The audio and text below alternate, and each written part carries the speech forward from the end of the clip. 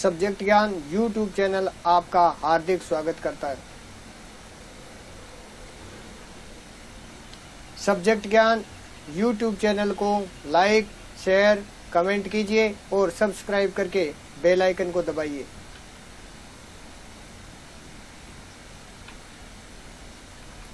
प्रस्तुत है कक्षा 10 विषय सामाजिक। मैं भंवरलाल मीणा और मेरे साथ टेक्निकल टीम के रूप में कार्य कर रहे हैं श्रीमान श्रीराम जी जाखड़।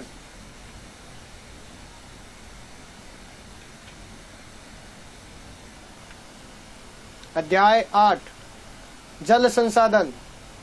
देखिए, जल ही जीवन का आधार है। इसके बारे में आज अध्ययन करेंगे। जल प्रकृति की अनुपम देन है जो पृथ्वी पर समस्त क्रियाओं को गति प्रदान करता है। पृथ्वी के धरातल पर 71% जल तथा 29% स्थल है। इस जल का 97% भाग महासागरों में खारे पानी के रूप में तथा 3% जल उपयोग हेतु है। इस जल का भी 69% हिम के रूप में तथा 30% भूमिगत के रूप में है और शेष 1% जल का उपयोग मानव पेयजल, सिंचाई तथा आर्थिक क्रियाओं के लिए करता है। भारत में कुल उपयोग योग्य जल की उपलब्धता 1869 बिलियन क्यूबिक मीटर है। इसमें से केवल 1123 बिलियन क्यूबिक मीटर जल ही उपयोग में लिया जाता है। इस मानव उपयोगी जल में से 690 बिलियन क्यूबिक मीटर सतही जल तथा 433 बिलियन क्यूबिक मीटर भूजल का भाग है। सन 2000 में भारत में जल की कुल आवश्यकता 634 बिलियन क्यूबिक मीटर तथा सन 2025 में यह मांग बढ़कर 1023 बिलियन क्यूबिक मीटर हो जाएगी। तीव्र जनसंख्या वृद्धि तथा वैश्विक उष्णता से जल संसाधनों पर पड़ने वाले प्रभाव के कारण जल का समुचित प्रबंधन तथा संरक्षण आवश्यक हो गया है। इसका संरक्षण अति आवश्यक है। बात करते हैं जल प्रबंधन की, तो वर्षा जल का अधिकांश भाग नदियों के माध्यम से समुद्रों में व्यर्थ में चला जाता है और इस व्यर्थ होने वाले जल का सदुपयोग बढ़ती जनसंख्या की मांग की पूर्ति हेतु एवं मानसून की अनियमितता व अनियमितता के कारण सूखे व अकाल से निपटने के लिए उचित प्रबंधन है वो आवश्यक है। देश में आजादी के बाद विभिन्न पंचवर्षीय योजनाओं के माध्यम से बहुउद्देशीय जल परियोजनाएं आरम्भ की गयी, जिससे बाढ़ व सूखे की समस्याओं से बचाव होने लगा। बिजली, पेयजल आपूर्ति, सिंचाई, मछली पालन और पर्यावरण के संरक्षण में सहयोग मिला। इन बहुउद्देशीय जल परियोजनाओं को देश के प्रथम प्रधानमंत्री नेहरू जी ने आधुनिक भारत का मंदिर कहा था। बात करते हैं भारत में इन परियोजनाओं का संचालन राज्य तथा केंद्र सरकार के माध्यम से किया जाता है। केंद्र सरकार के द्वारा महत्वपूर्ण योजनाओं जैसे भाखड़ा नागल, रिहंद दामोदर और हीराकुंड कोसी टिहरी परियोजना आदि का क्रियान्वयन किया जा रहा है। राज्य सरकारों के माध्यम से चंबल परियोजना, मध्य प्रदेश व राजस्थान नागार्जुन सागर परियोजना, आंध्र प्रदेश व तुंगभद्रा परियोजना, आंध्र प्रदेश व कर्नाटक के मध्य सरदार पटेल सरदार सरोवर परियोजना, गुजरात, मध्य प्रदेश व राजस्थान, मयूराक्षी तथा फरक्का परियोजना, पश्चिम बंगाल, माई परियोजना गुजरात तथा राजस्थान, गंडक परियोजना बिहार तथा उत्तर प्रदेश, मत्स्यकुंड परियोजना आंध्र प्रदेश व उड़ीसा जैसी विभिन्न परियोजनाओं को संचालित किया जा रहा है। इन परियोजनाओं के माध्यम से अलग अलग क्षेत्रों को जल की आपूर्ति की जा रही है। बात करते हैं भाखड़ा नागल परियोजनाओं की, तो 1948 में आरंभ होकर 1963 ईस्वी में पूर्ण हुई देश की सबसे बड़ी एवं महत्वपूर्ण परियोजना जो सतलज नदी के ऊपर हिमाचल प्रदेश में बिलासपुर के निकट स्थापित की गई है। यह पंजाब, हरियाणा तथा राजस्थान की संयुक्त परियोजना है। इसका उद्देश्य सतलज तथा यमुना के मध्यवर्ती भागों में सिंचाई, विद्युत व पेयजल की आपूर्ति के द्वारा आर्थिक विकास करना है। इस योजना के तहत 2 बांध पंजाब के अम्बाला जिले में बनाए गए। पहला भाखड़ा बांध जो कि 518.16 मीटर लंबा तथा 167.64 मीटर ऊंचा है। सीमेंट तथा कंक्रीट से निर्मित विश्व के सीधे खड़े बांधों में यह सबसे बड़ा बांध है। दूसरा जो भाखड़ा आपका बांध है, उस बांध से 13 किलोमीटर नीचे नागल बांध नामक स्थान, नागल जो स्थान है उस पर नागल बांध बनाया गया, जो कि भाखड़ा बांध के अतिरिक्त विद्युत गृहों का निर्माण किया गया है। भाखड़ा नागल परियोजना में कुछ आश्चर्यजनक है, कुछ विस्मयकारी है, कुछ ऐसा है जिसे देखकर आपके दिल में हिलोरे उठते हैं। भाखड़ा पुनः स्थित भारत का नवीन मंदिर है और यह भारत की प्रगति का प्रतीक माना जाता है। भाखड़ा को भारत का प्रगति का प्रतीक माना गया। दामोदर घाटी परियोजना की यदि बात करें तो स्वतंत्र भारत के प्रथम महत्वपूर्ण परियोजना जो कि पश्चिमी बंगाल व झारखंड की संयुक्त परियोजना है। इसे पश्चिमी बंगाल में शोक कही जाने वाली दामोदर नदी पर 1948 में आरंभ किया गया था। यह नदी पश्चिम बंगाल में मार्ग परिवर्तित अपर्दन तथा बाढ़ के लिए कुख्यात थी। यह नदी छोटा नागपुर के पठार के पूर्व की ओर बिहार व झारखंड में 290 किलोमीटर तथा पश्चिम बंगाल में 240 किलोमीटर बहकर हुगली नदी में गिरती थी। बाराकार, बोकारो व कोनार इसकी सहायक नदियां हैं। इस नदी के द्वारा 18,000 वर्ग किलोमीटर क्षेत्र बाढ़ व अपर्दन से प्रभावित होता है। इसलिए भारत सरकार ने अमेरिका की टेनेसी घाटी परियोजना निगम के प्रारूप के अनुसार भारत में दामोदर घाटी निगम की स्थापना की। इस परियोजना का उद्देश्य पश्चिम बंगाल व झारखंड के नदी घाटी का आर्थिक विकास कर स्थानीय निवासियों के जीवन स्तर में सुधार करना है। इस योजना में बाराकार नदी पर मेथान बाल पहाड़ी व तिलैया बांध, बोकारो नदी पर बोकारो बांध और कोनार नदी पर कोनार तथा दामोदर नदी पर अगर बांध, बर्मो बांध, बाल पहाड़ी 8 बांध, 1 दुर्गापुर अवरोधक बांध और बोकारो, चंद्रपुर तथा दुर्गापुर में 3 जल विद्युत गृहों का निर्माण किया गया है तथा 2500 किलोमीटर नहरी प्रणाली का विकास भी यहाँ पर किया गया है। उसके बाद में आगे चलते हैं हीराकुंड परियोजना की तरफ। तो हीराकुंड परियोजना प्रायद्वीपीय भारत की महत्वाकांक्षी योजना जो कि उड़ीसा के शोक के नाम से प्रसिद्ध नदी महानदी पर भारत सरकार के द्वारा उड़ीसा राज्य में स्थापित की गई थी। महानदी जो कि छत्तीसगढ़ में बस्तर की पहाड़ियों से निकलकर उड़ीसा तथा नदी घाटी क्षेत्रों में मानसून काल में बाढ़ की स्थिति पैदा कर देती है। शेष समय में सूखे तथा अकाल की स्थिति उत्पन्न हो जाती है और भारत सरकार ने 68 करोड़ रुपए की लागत से संबलपुर से 14 किलोमीटर ऊपर की ओर हीराकुंड बांध बनवाया। ये विश्व का सबसे लंबा बांध है जिसकी लंबाई 4,801 किलोमीटर है, जिसमें 4,801 मीटर है, जिसमें 810 करोड़ घन मीटर जल संचित होता है। इसके अलावा तिकरपाड़ा व नराज में 2 अन्य बांध है वो बनाए गए। इस योजना को 2 चरणों में पूरा किया गया है, जिसमें प्रथम चरण में उड़ीसा के संबलपुर जिले में हीराकुंड बांध बनाकर इसके दाहिनी ओर बोरगढ़ नहर तथा बाईं ओर सेशन व संबलपुर नहर प्रणाली को विकसित किया गया तथा दूसरे चरण में 4 विद्युत गृहों का निर्माण भी किया गया। राजस्थान में बहुउद्देशीय जल परियोजनाओं की यदि हम बात करें तो चंबल घाटी परियोजना सबसे पहले आती है। राजस्थान एवं मध्य प्रदेश की यह संयुक्त योजना है और चंबल नदी पर 1953 ईस्वी में आरंभ हुई थी। इस नदी के प्रवाह से भूमि अपर्दन तथा बाढ़ के कारण तथा अन्य जो संबंधित आपदाएं हैं उनसे होने वाली हानि के बचाव के लिए 3 चरणों में से आरंभ की गई। इस योजना के प्रथम चरण में मध्य प्रदेश के मंदसौर जिले में गांधी सागर बांध तथा नहरी प्रणाली का निर्माण किया गया। द्वितीय चरण में राजस्थान में चित्तौड़गढ़ में रावत भाटा नामक स्थान पर राणा प्रताप सागर बांध तथा तीसरे चरण में कोटा बूंदी जिले की सीमा पर जवाहर सागर पिकअप बांध बनाया गया तथा विद्युत गृहों का निर्माण किया गया। कोटा बैराज से राजस्थान में नहरों के माध्यम से सिंचाई की जाती है। इस प्रकार इसमें 4 बांधों का निर्माण किया गया था चंबल के ऊपर। इसके बाद राजस्थान नहर या इंदिरा गांधी नहर परियोजना की बात करें तो राजस्थान में थार मरुस्थल में पेयजल आपूर्ति, व्यर्थ भूमि के उपयोग तथा अंतर्राष्ट्रीय सीमा पर आबादी बसाने के उद्देश्य से सतलज व रावी के संगम पर स्थित हरिके बैराज से इस नहर को निकाला गया। यह नहर भारत की ही नहीं बल्कि एशिया की सबसे बड़ी मानव निर्मित नहर है, जिसकी कुल लंबाई 649 किलोमीटर है, जिसमें 169 किलोमीटर पंजाब तथा 14 किलोमीटर हरियाणा में तथा शेष राजस्थान में है। इस नहर के द्वारा राजस्थान के 9 जिलों 29 कस्बों तथा 3,461 गांवों को पेयजल की आपूर्ति की जाती है। इस नहर को 2 चरणों में पूर्ण किया गया है, जो क्रमशः राजस्थान फीडर तथा मुख्य नहर है। राजस्थान फीडर जो आरंभिक स्थल से मसी तावली तक तथा मुख्य नहर मसी तावली से मोहनगढ़ के अंतिम बिंदु तक का भाग है, जो क्रमशः 204 किलोमीटर तथा 445 किलोमीटर है। इस नहर के द्वारा थार के मरुस्थल में सिंचित क्षेत्र का विकास करने के उद्देश्य से विभिन्न शाखाएं तथा लिफ्ट नहरें निकाली गई है। अंतर्राष्ट्रीय सीमा की ओर अर्थात पश्चिमी सीमा पर 09 शाखाएं ढाल के अनुरूप तथा पूर्व की ओर ऊंचाई अधिक होने के कारण जल को ऊपर उठाकर छोटी नहरों में डाला जाता है, जिसे लिफ्ट नहर कहा जाता है। इस लिफ्ट नहरों के माध्यम से विभिन्न कस्बों तथा शहरों को पेयजल उपलब्ध कराया जाता है। लिफ्ट नहरों की कुल संख्या 07 है।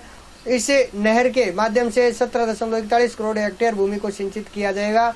अब इस परियोजना को बाड़मेर से के गडरा रोड तक बढ़ा दिया गया है। अभी एक शब्द आया फीडर नहर किसे कहते हैं? जिस नहर में कोई भी लिफ्ट नहर या दूसरे नहर है या अन्य कोई नाला है उस स्थान से जितनी दूर में नहीं जाता है उस क्षेत्र को फीडर नहर के नाम से जाना जाता है। बात करते हैं इसी कड़ी में आगे, तो अगला बिंदु आता है माई बजाज सागर परियोजना। राजस्थान एवं गुजरात की संयुक्त परियोजना विंध्याचल पर्वत से निकलने वाली माई नदी पर 1971 में आरंभ हुई थी और यह परियोजना इस नदी के प्रवाह मार्ग में डूंगरपुर तथा बांसवाड़ा के आदिवासी क्षेत्रों के आर्थिक विकास हेतु सिंचाई तथा विद्युत सुविधाओं के विकास हेतु आरंभ की गई थी। और इस योजना के अंतर्गत राजस्थान के बांसवाड़ा के बोरखेड़ा नामक स्थान पर माई बजाज सागर बांध बनाया गया था तथा गुजरात में गुजरात सरकार की लागत से कनाडा बांध बनाया गया। और नहरी प्रणाली को विकसित करने के उद्देश्य से मुख्य बांध से 500 मीटर नीचे कागदी पिकअप बांध बनाया गया और विद्युत तंत्र के विकास हेतु मुख्य बांध पर 2 विद्युत गृहों का निर्माण किया गया था। भाग जो क्रमशः 204 किलोमीटर तथा 445 किलोमीटर है। इस नहर के द्वारा थार के मरुस्थल में सिंचित क्षेत्र का विकास करने के उद्देश्य से विभिन्न शाखाएं तथा लिफ्ट नहरें निकाली गई। अंतर्राष्ट्रीय सीमा की ओर अर्थात पश्चिमी सीमा पर 9 शाखाएं ढाल के अनुरूप तथा पूर्व की ओर ऊंचाई अधिक होने के कारण जल को ऊपर उठाकर छोटी नहरों में डाला जाता है, लिफ्ट जिसे लिफ्ट नहर कहा जाता है। इन लिफ्ट नहरों के माध्यम से विभिन्न कस्बों तथा शहरों को पेयजल उपलब्ध करवाया जाता है। लिफ्ट नहरों की कुल संख्या 7 है तथा इस नहर के माध्यम से 17.41 करोड़ हेक्टेयर भूमि को सिंचित किया जाएगा। अब इस परियोजना को बाड़मेर के गडरा रोड तक बढ़ा दिया गया। और माई बजाज सागर परियोजना की यदि हम बात करें तो माई बजाज सागर परियोजना आपके राजस्थान एवं गुजरात की संयुक्त परियोजनाएं और विंध्याचल पर्वत से निकलने वाली माई नदी पर 1971 में आरंभ हुई। और यह परियोजना इस नदी के प्रवाह मार्ग में डूंगरपुर तथा बांसवाड़ा के जो आदिवासी है उन क्षेत्रों को आर्थिक विकास हेतु सिंचाई तथा विद्युत सुविधाओं के विकास हेतु आरंभ की गई। इस योजना के अंतर्गत राजस्थान के बांसवाड़ा के बोरखेड़ा नामक स्थान पर माई बजाज सागर बांध बनाया गया तथा गुजरात में गुजरात सरकार की लागत से कनाडा बांध बनाया गया। नहरी प्रणाली को विकसित करने के उद्देश्य से मुख्य जो बांध है से 500 मीटर नीचे कागदी पिकअप बांध बनाया गया और विद्युत तंत्र के विकास हेतु बांध पर 2 विद्युत गृहों का भी निर्माण किया गया। बिशलपुर परियोजना की बात करें तो 1997 से 1998 यह उद्देश्य जल परियोजना सिंचाई व पेयजल है। इस योजना के अंतर्गत टोंक जिले के टोडाराइसी कस्बे के पास बिशलपुर स्थान पर बनास नदी पर 574 मीटर लंबा तथा 39.5 मीटर ऊंचा बांध बनाया गया। इस बांध के दाएं तथा बाएं किनारे से 2 नहरें निकाली गई। इस योजना के माध्यम से सवाईमाधोपुर जिले को सिंचाई, जयपुर शहर तथा अजमेर, केकड़ी, सरवाड़, ब्यावर व एवं रास्ते में आने वाले गाँवों को पेयजल की आपूर्ति होती है तथा टोंक जिले के 256 गाँवों में सिंचाई हेतु जल उपलब्ध करवाया जाएगा। बात करते हैं जाखम परियोजना की, तो जाखम परियोजना जाखम नदी पर चित्तौड़गढ़ तथा उदयपुर व प्रतापगढ़ के आदिवासी क्षेत्रों में जाखम नदी का विकास हेतु सिंचाई योजना के लिए अनूपपुरा में जाखम बांध बनाया गया और इससे 13 किलोमीटर दूर नागरिया गांव में पिकअप से नहर प्रणाली का विकास भी किया गया। सोम अंबा कमला परियोजना की बात करें तो सोम नदी पर भाखड़ा क्षेत्र के सिंचित क्षेत्र विकास हेतु कमला अंबा गांव में बांध का निर्माण किया गया जिससे डूंगरपुर जिले की आसपुर तथा उदयपुर की सलम्बुर तहसील के गांवों को भी सिंचाई की सुविधा प्राप्त हुई। मेजा बांध की बात करेंगे तो भीलवाड़ा जिले की मंडलगढ़ तहसील के मेजा गांव में कोठारी नदी पर सिंचाई के लिए मेजा बांध बनाया गया। बांध से मत्स्य पालन व नहर प्रणाली का विकास किया गया। और सिद्धमुख परियोजना की यदि हम बात करें तो रावी व्यास के अतिरिक्त जल का उपयोग गंगानगर तथा हनुमानगढ़ की नोहर, भादरा तथा चूरू जिले की तारानगर और राजगढ़ तहसीलों में 33,000 हेक्टेयर भूमि को सिंचित करने में इस परियोजना का उपयोग किया जाता है। नर्मदा परियोजना की बात करें तो सरदार सरोवर बांध के जल से बाड़मेर तथा जालौर के पेयजल की आपूर्ति होती है। इस प्रकार आगे आता है आपका जवाई बांध परियोजना। बात करते हैं पश्चिमी राजस्थान में लूणी की सहायक जवाई नदी पर एरिनपुरा यानी पाली में बांध बनाया गया है। इससे 176 किलोमीटर नहर निकालकर पाली व जालोर में सिंचाई की जाती है। पांचना बांध की यदि बात करें तो करौली जिले में गुडला गांव के समीप 5 नदियों बारखेड़ा, भद्रावती, माची, बेसावट व अट्टा के संगम पर मिट्टी का बांध बनाया गया जिससे टोडा भीम, हिंडोन, गंगापुर के गांवों को सिंचित किया जाता है। उपयुक्त परियोजनाओं के अलावा भी लगभग 40 लघु परियोजनाएं राजस्थान के विभिन्न भागों में क्रियाशील है जिससे स्थानीय स्तर पर बेहतर जल के प्रबंधन का कार्य किया जाता है। बात करते हैं जल संरक्षण की, तो किसी एक स्थान पर वर्षा जल की उचित प्रबंधन कर संग्रहण करना ही उस स्थान का जल संरक्षण है, ताकि मानसून काल के अतिरिक्त जल को बांधों, तालाबों तथा झीलों अथवा छोटे जल स्रोतों में इकट्ठा करके शेष अवधि में प्रयोग लिया जा सके।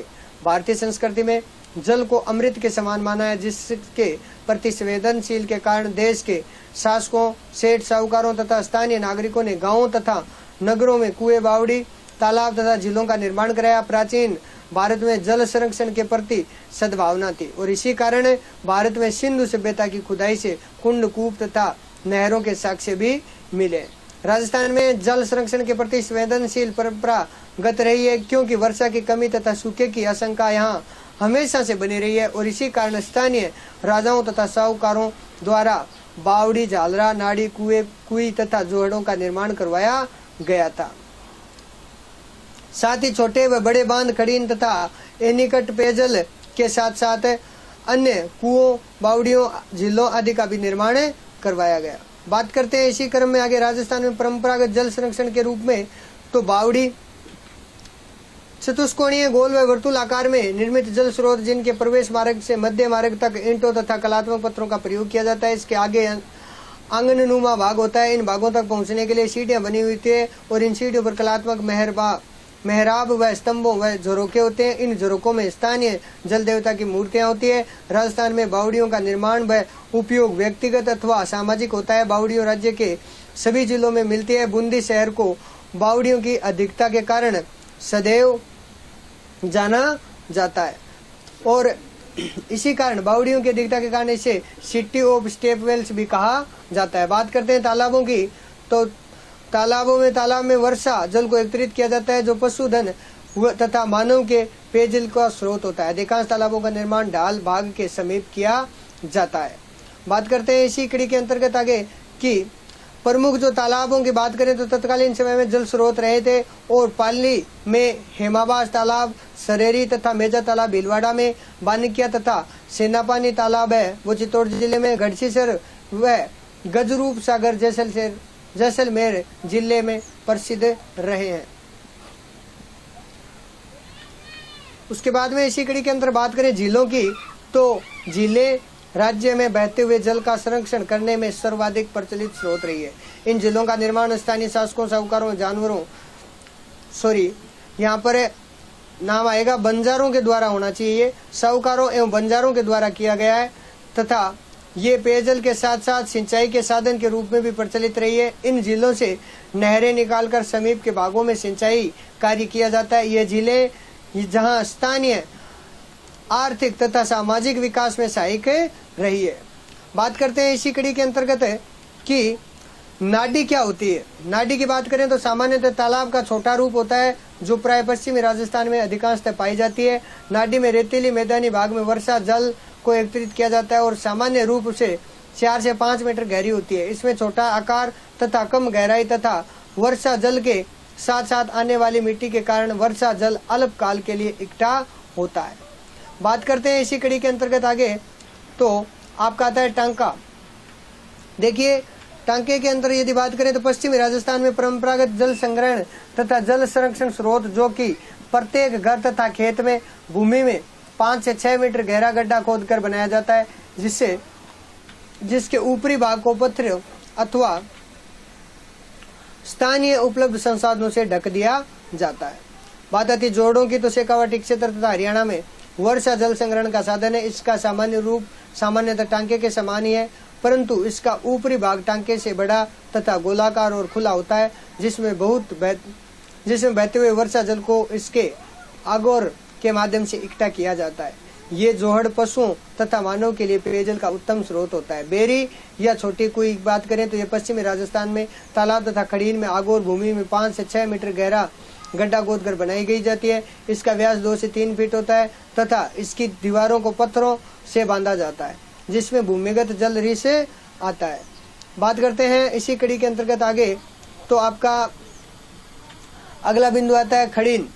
खड़ीन वस्तुतः जैसलमेर जिले में मध्यकाल में पालीवाल ब्राह्मणों द्वारा अपनाई गई जल संरक्षण तथा जल प्रबंधन की ऐसी तकनीक है जो कृषि तथा पेयजल के लिए सर्वाधिक उपयुक्त मानी गई है। इसमें पहाड़ी भागों में वर्षा काल में बहते हुए जल को ढालू भागों पर कच्ची अथवा पक्की मेड़ या दीवार बनाकर रोका जाता है तथा अतिरिक्त जल को इस दीवार के एक भाग से निकाल दिया जाता है, जिससे इससे लगते दूसरे कठिन भूमि को जल मिल सके। इस कठिन भूमि में वर्षा जल से भूमिगत जो जल है उसमें वृद्धि होती है, मिट्टी क्षरण तथा मिट्टी में नमी बनी रहती है। वस्तुतः राजस्थान में जल संरक्षण तथा जल प्रबंधन परंपरागत रहा है और इसकी उपयोगिता अधिकतम उपयोग की मानसिकता से इन विभिन्न तकनीकों को जन्म दिया। धार्मिक आस्था से जुड़े होने से स्वतः ही संरक्षित होते रहे, जिसके कारण ये स्रोत लंबे समय तक स्थानीय जीव जंतुओं व प्राकृतिक वनस्पति और मानव के लिए पेयजल की आपूर्ति करते हैं। बात करते हैं इसी क्रम में आगे, तो आपके आता है जल स्वावलंबन। वर्तमान में भूमिगत गिरते जल स्तर तथा स्थानीय स्तर पर प्रचलित जल स्रोतों की दुर्दशा तथा बड़े बांधों में बढ़ती मिट्टी की गाद तथा वर्षा की कमी के कारण जल संकट की विकट परिस्थितियां उत्पन्न होने लगी। साथ ही बढ़ती जनसंख्या के से जल की बढ़ती मांग के कारण संकट और भी गंभीर हो गया। इस कारण भारत सरकार ने जल क्रांति अभियान तथा राजस्थान सरकार ने मुख्यमंत्री जल स्वावलंबन कार्यक्रम आरंभ किए और इन कार्यक्रमों को आरंभ करने का मुख्य उद्देश्य स्थानीय स्तर पर जल का समुचित प्रबंधन किया जाना है। सामान्यतः जल का प्रबंधन तथा संरक्षण परंपरागत रूप से प्रत्येक ढाणी गांव कस्बे में नाडी, तालाब, कुएं, बावड़ी, जोहड़, बेरी आदि विभिन्न रूपों में अपनाया गया। ये जल स्रोत तत्कालीन समय के अनुसार स्थानीय स्तर पर जल प्रबंधन तथा संरक्षण का अनुपम उदाहरण थे। जल प्रबंधन की परंपरागत सुव्यवस्थित तकनीकों से राजस्थान के पश्चिमी भाग में अकाल के समय में भी पर्याप्त मात्रा में जल उपलब्ध हो जाता था। बात करते हैं इसी कड़ी के अंतर्गत, जिसके अंतर्गत स्थानीय स्तर पर जल की बचत तथा जल के उपयोग को व्यवस्थित करना तथा वर्षा जल को स्थानीय स्तर पर संरक्षित करना, उसका समुचित प्रबंध करना है। उसके बाद में अन्य कार्यों में उपयोग किया जाए। साथ ही स्थानीय स्तर पर वर्षा जल व भूजल का इस प्रकार से उपयोग किया जाए जिससे भविष्य में स्थानीय स्तर पर जल उपलब्ध हो सके। मुख्यमंत्री जल स्वावलंबन योजना की बात करें तो आपका आता है मुख्यमंत्री जल स्वावलंबन योजना के अंतर्गत राजस्थान सरकार के द्वारा मुख्यमंत्री जल स्वावलंबन योजना में ग्रामीण स्तर पर जल संग्रहण क्षेत्र को प्राकृतिक संसाधन मानते हुए स्थानीय स्तर पर राज्य सरकार तथा भामाशाही सहयोग के से जल प्रबंधन कर आत्मनिर्भरता करना था और इस योजना में भू जल स्तर में वृद्धि करना व गुणवत्ता में सुधार करना था। साथ साथ प्राचीन स्रोतों से जैसे कुआं, तालाब, नाड़ी व लुप्त हो रहे जल संसाधनों को पुनर्जीवित करने का कार्य भी किया गया। इसमें पंचायती स्तर पर जो नाड़ियां, तालाब और कुएं थे उसकी खुदाई तथा उसकी दीवारों को ठीक करने का कार्य भी यहाँ पर किया गया। इस प्रकार जल स्रोतों के जल प्राप्ति क्षेत्रों में आने वाले अवरोधों को हटा करके जल प्राप्ति के मार्ग को दुरुस्त करने का प्रयास किया। इन अभियानों की अवधि 4 वर्ष होगी, जिसमें राज्य द्वारा विभिन्न विभागों में समन्वय स्थापित कर 21,000 गांवों को लाभान्वित किया जाएगा। इस कार्यक्रम में गैर सरकारी संगठनों, धार्मिक ट्रस्टों, आप्रवासी ग्रामीण भारतीयों व स्थानीय ग्रामीणों की भागीदारी से जल संग्रहण क्षेत्रों के उपचार, जिसमें डीप, कंटिन्यूअस, कंटूर, ट्रेंचेज और स्ट्रेगर्ड, फार्म पॉन्ड, मिनी परलोकेशन टैंक और संकन, चेक डैम एवं जल संग्रहण ढांचा, नाला स्थानीयकरण के कार्य करना माना जाता है।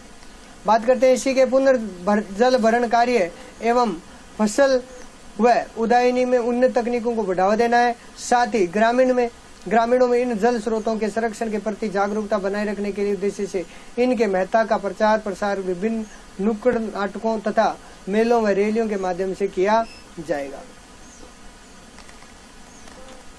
आगे देखते हैं, कुछ महत्वपूर्ण बिंदु है। पहला है, ध्यान से देखेंगे, पूरे पाठ का सार है यहाँ पर। पहला है, पृथ्वी पर केवल 1% जल ही मानव के पेयजल, सिंचाई तथा आर्थिक क्रियाओं के लिए उपयोगी है। दूसरा, जल प्रबंधन में जल के वितरण, विकास व सुव्यवस्थित उपयोग के लिए की गई सभी तकनीक योजनाएं सम्मिलित होती है जो जल की मांग व पूर्ति में सामंजस्य स्थापित करती है। तीसरा, जल संरक्षण में वर्षा जल को स्थानीय स्तर पर संग्रहित करने के लिए अपनाई गई तकनीकी व विधियां होती है। चौथा, जल स्वावलंबन में भूजल तथा स्थायी जल का स्थानीय स्तर पर जल का प्रबंधन व संरक्षण कर आत्मनिर्भर होना है। पांचवा, भागड़ा बांध जो कि 518.16 मीटर लंबा तथा 167.64 मीटर ऊंचा है। सीमेंट तथा कंक्रीट से निर्मित विश्व के सीधे खड़े बांधों में सबसे बड़ा बांध है। कौन सा? भाखड़ा बांध। हीराकुंड बांध की बात करें तो हीराकुंड बांध जो विश्व का सबसे लंबा बांध अर्थात 4801 मीटर लंबा बांध है, जिसमें 810 करोड़ घन मीटर जल संचित होता है। उसके बाद में यदि हम देखें तो हमने इस अध्याय के अंदर अध्ययन किया कि भारत के प्रथम प्रधानमंत्री जवाहरलाल नेहरू ने देश की नदी घाटी परियोजना को भारत का नवीन बंदर बताया था और पिकअप बांध से विभिन्न बांधों से छोड़े जाने वाले पानी को रोकने का कार्य करता है। इसके बाद समान रूप से वितरित किया जाता है। बैराज से तात्पर्य जहाँ से सिंचाई के लिए नहरों का निकालना जाता है, जैसे हरिके बैराज तथा कोटे का बैराज। इंदिरा गांधी नहर भारत की ही नहीं एशिया की सबसे लंबी मानव निर्मित नहर है, जिसकी कुल लंबाई 649 किलोमीटर है। बात करते हैं पांचना बांध की, तो करौली जिला है उसमें केडूगल्ला गांव के समीप 5 नदियों बेरखेड़ा, भद्रावती, माची, भेसावर तथा अट्टा के संगम पर मिट्टी का बांध बनाया गया है। खड़ीद की बात करें तो खड़ीद वस्तुतः कृषि भूमि होती है जो जैसलमेर जिले के में मध्यकाल में पालीवाल ब्राह्मणों द्वारा अपनाई गई है। जल संरक्षण तथा जल प्रबंधन की ऐसी तकनीकी जो कृषि तथा पेयजल के लिए सर्वाधिक उपयुक्त मानी जाती है। जोहड़ों की बात करें तो शेखावाटी क्षेत्र, सिक्कर, झुंझुनू व चूरू वर्षा के जल संग्रहण का स्वरूप माना जाता है। जल स्वावलंबन के उद्देश्य से भारत सरकार ने जल क्रांति अभियान तथा राजस्थान सरकार ने मुख्यमंत्री जल स्वावलंबन कार्यक्रम आरंभ किया था।